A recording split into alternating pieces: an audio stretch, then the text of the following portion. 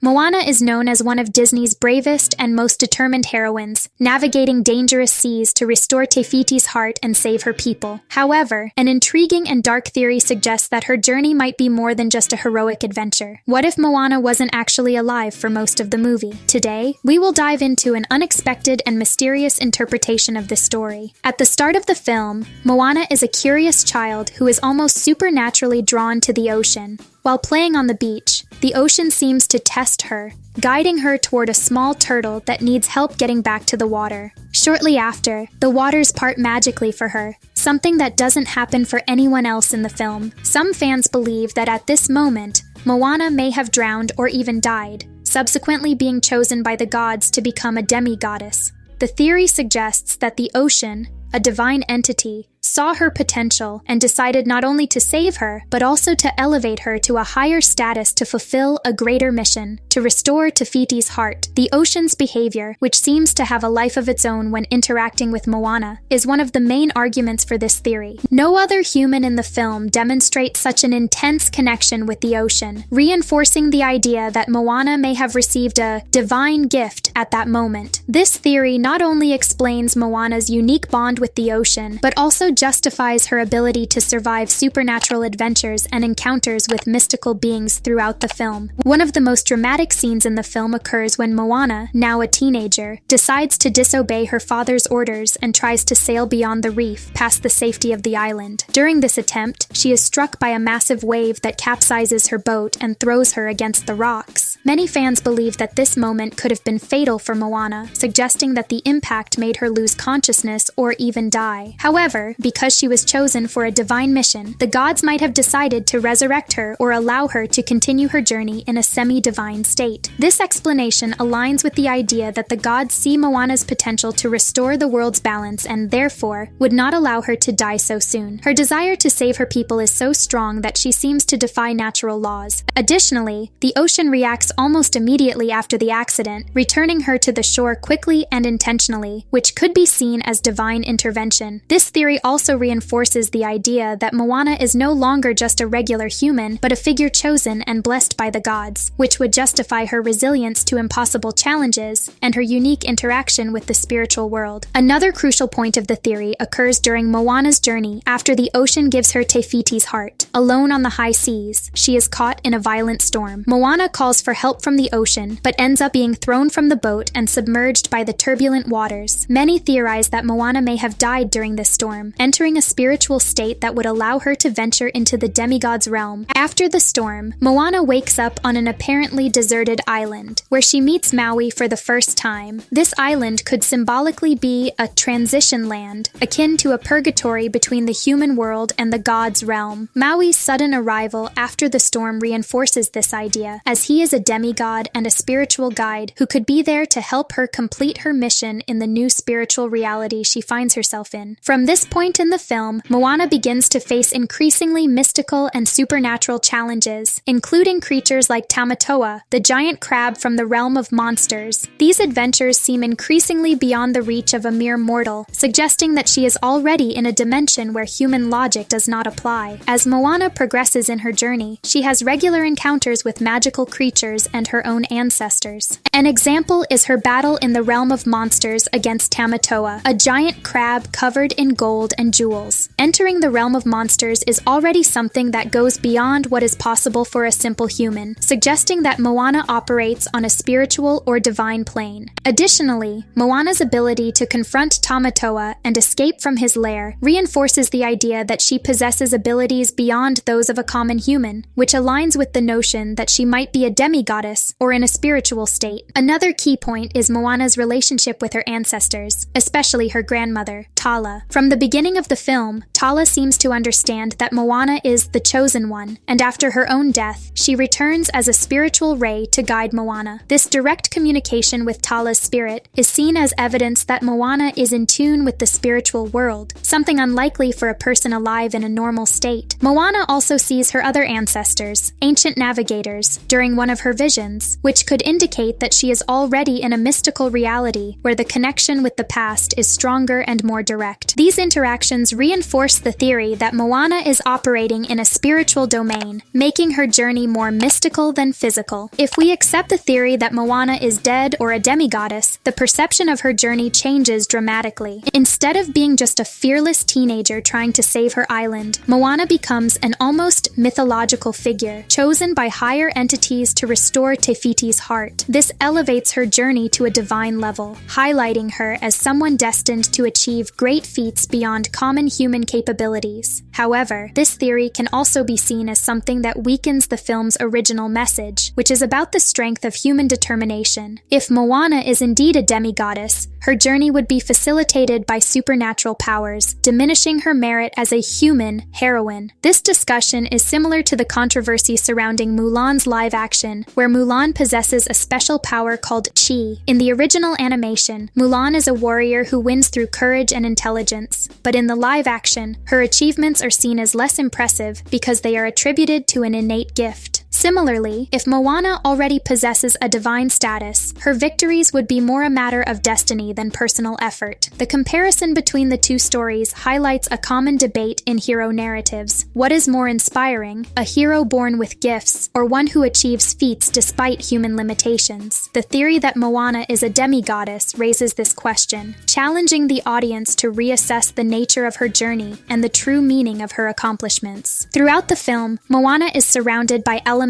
that refer to the spiritual and the mystical. One of the most significant symbols is Te Fiti's heart, a luminous green stone that plays a central role in the plot. Green often symbolizes life, rebirth, and nature, but it can also represent spirituality and connection with forces beyond the material world. Te Fiti's heart, therefore, is not just a magical piece, but can be seen as a spiritual artifact that connects Moana to the divine purpose of restoring the world's balance, reinforcing the idea that her journey is more spiritual than physical. Another important symbol is the manta ray, which appears as a spirit guide throughout the story. After the death of Tala, her grandmother and mentor, Moana sees her reincarnated as a manta ray in the ocean. The constant presence of this spirit in Moana's journey not only reaffirms her connection to the spirit world, but also suggests that Moana is on a journey that transcends earthly life. The manta ray can be interpreted as a symbol of spiritual protection, guiding Moana in her mission and suggesting that she is closer to the spiritual plane than imagined. Moreover, Moana's encounter with Taka, the entity of fire and destruction, is another mythical element that reinforces the protagonist's spiritual connection. Approaching Taka without fear, Moana seems to intuitively understand that this entity is not just a threat, but a being that has undergone a negative spiritual transformation. Moana's courage and empathy in facing Taka and restoring Te Fiti indicate that she is not merely confronting enemies, but is dealing with spiritual and redemptive forces, making the theory of her spiritual journey even more compelling. The theory that Moana is dead or became a demigoddess throughout her journey offers a completely new perspective on the film. From her first contact with the ocean, through her adventures in the realm of monsters, to her interactions with ancestors and magical beings, many moments suggest that Moana is operating on a spiritual plane, or at least that she has transcended the limits of ordinary life. Whether she dies as a child, during the reef crossing, or in the storm that leads her to Maui, the idea that Moana is no longer an ordinary human explains her ability to survive impossible situations and interact with divine forces. This theory, however, raises an interesting question. If Moana is a demigoddess or already dead, does this change the impact of her story? For some, this idea might diminish the brilliance of her determination, making her victories less impressive. For others, it adds a mystical layer to the narrative, elevating it to the level of a legend, similar to that of mythological characters. The comparison with Mulan highlights this tension between human heroism and divinity, and how it affects the way we view the protagonist's journey. In the end, what this theory does is spark our imagination. It makes us question the true nature of Moana and how her story fits into heroic and mythological narrative patterns. But what about you? What do you think? Is Moana really a demigoddess, or should her journey be seen as that of an extraordinary human? Share your opinion, and let's continue this discussion.